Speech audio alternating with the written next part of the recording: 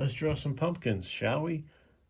Being that it's September, how about for September and October, we keep it Halloween themed. All right, draw almost like a squashed heart. And the stem be thicker towards the bottom. And some lines like that. All right, now all you gotta do is draw some triangles. 1, 2, now a smaller triangle. And then the mouth with some teeth here and there. And give him one tooth at the bottom. And some lines for the pumpkin here and there. And now let's fill it in. Let's try to leave a little three-dimensional thing here. See if it works.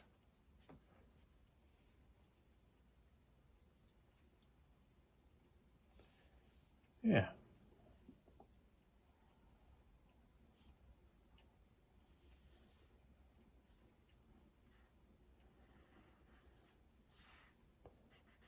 Just trying to, like, if you were walking by one of these houses as a kid and you saw, you're kind of looking into the pumpkin as it's lit up, you know? You kind of see a little bit of the edge. Just trying to get that effect. So grab your marker and follow along.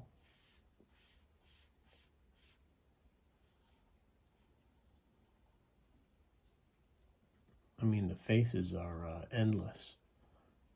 It's just like cartooning, only on a pumpkin. Yeah, we'll do some Halloween themed stuff here coming up.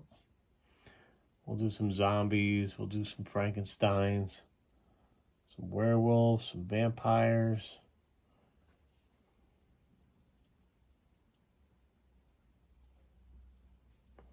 Yeah, that works. A little 3D action there. Want to try another one? Like a little scarier one? That's your classic one. All right. Same shape again, like a squashed heart. Or you could do an oval or a circle. Or, you know, pumpkins come in all sizes and shapes. So I'm just doing this.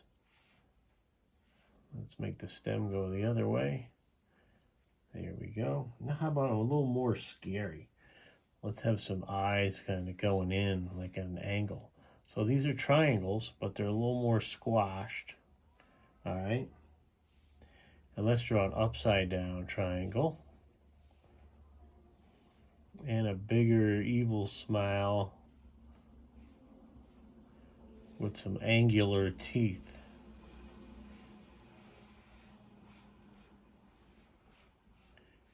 Boy, that one's more scary, isn't it?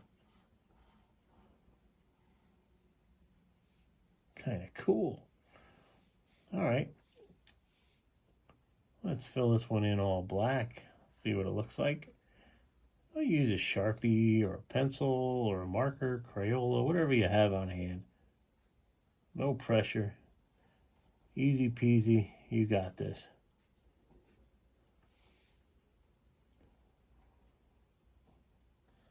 This is the boring part. I'd speed it up if I could. But it's fun. It's what's going to give your drawing a depth and dimension. And really draw the eye into certain areas. And if your marker starts to go, just give it a little shake like that. There we go. But you get the idea. Use the fat end of your marker to do more, like that. You just don't want to go crazy with it because it can get away from you. All right.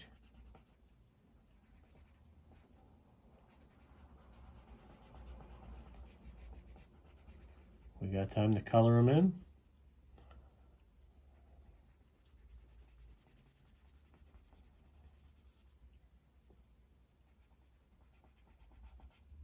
Of course we got time to color them in.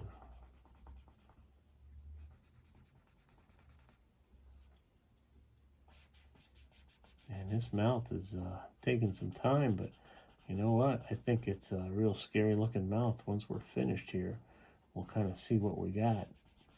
Yeah, it all comes together right at the end. Let's see. Oh yeah.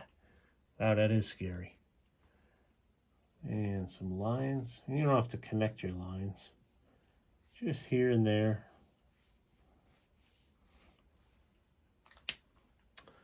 Let's get our colored pencils. We got a whole jar of them here. Let's see what we got. We got some orange. I know we got some orange. I'm looking for a real bright one.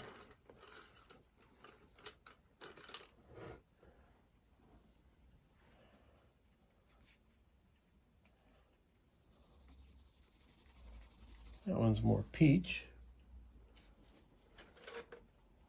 Ah, found it. It was in my other jar here.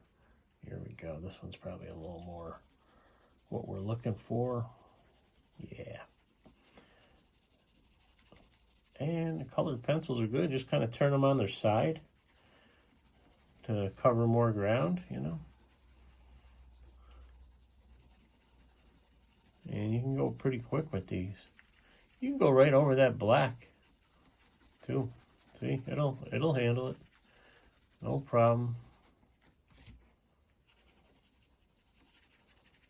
And then I'll show you how to get some more depth. How to really make it look rounder. You know. We're going to darken in the edges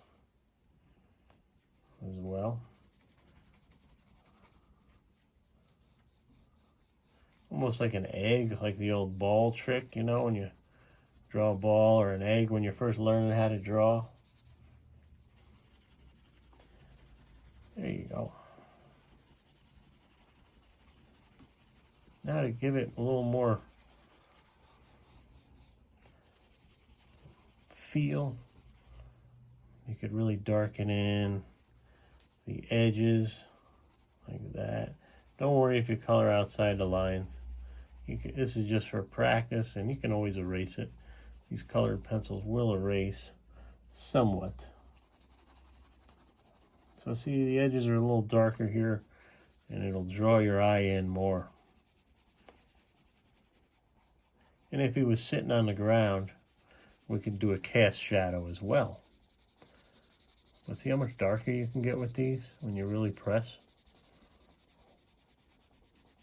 And we got to hit the stem, right?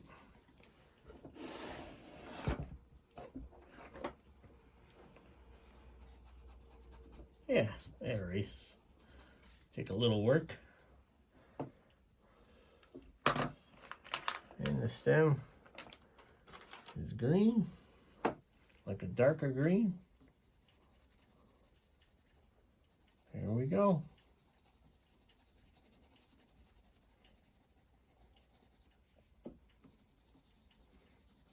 Boy, it's raining like a son of a gun here in upstate New York. They're calling for rain for most of the week. Yeah, we'll get a flooded basement here, I'm sure. All right. Want to hit the bottom one? Since we got our green, let's hit it. I'm a firm believer in wasting no time coloring, hit an area that you have, you know, since I had this green in my hand, we're going to hit the area that needs the green right away, so we don't have to monkey around with it later. Again, I got this on my side. I'm laying this on the side just to get more of the action, cover more ground is what I'm saying. And I have a foam pad underneath my drawing pad as well. That's also helping. And you can put other textures under your paper and get other textures. but don't tell anybody. That's our secret. Like you can get a rough texture if you put like an old piece of wood under you. You know, if you wanted smooth like this, you use a foam pad. I actually got a placemat from Walmart. It's just a placemat setting, and that works best for me. It was $2 or something like that. You know, you're an artist. You have, like Bob Ross says, you have an artist license, and you can improvise and create your own worlds, and especially in cartooning. All right. There's our base color. And you can come in with red, yellow, you know, do some highlights if you wanted. But we're just hitting it overall orange here. Saturate the character. And the edges, if you want to go a little heavier, it will draw the eye inwards. Little illusion kind of trick that we use. All right, guys. I don't want to make these videos too long, so we're going to end it. I'd love to see your work. Like, comment, which one's your favorite? Happy or scary? I kind of like the happy one. It reminds me of my childhood. Just going to erase that inner line a little more. Just a touch. There we go. To give it a little more of that three-dimensional look. There we go. That's all. Cool. And more Halloween drawings to come in the month of September and October. See you.